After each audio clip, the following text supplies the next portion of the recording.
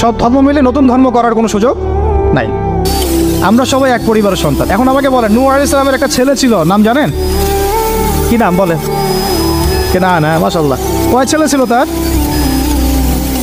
হ্যাঁ না, মূলত চারজন সন্তান থেকে বড় বড় চারটা গোত্র সৃষ্টি হয়েছে। শাম এক সন্তানের নাম কি?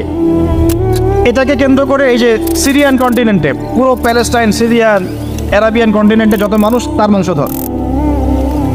ঠিক আছে? হাম, একটা সন্তানের নাম হাম। এখান থেকে আফ্রিকার যে কালো কালো মানুষগুলো সব তাদের বংশধর। একটা হচ্ছে ইয়াফাস, ইউরোপিয়ান যারা সাদা চামড়া, সব এদের বংশধর। আরেকটা যে কেনান।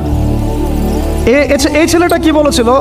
বাবা ডাকছে, নৌকায় আসো তাড়াতাড়ি, নৌকায় আসো তাড়াতাড়ি, না হলে আজকে আল্লাহ পাক আযাব দিয়ে ধ্বংস করে দিবে।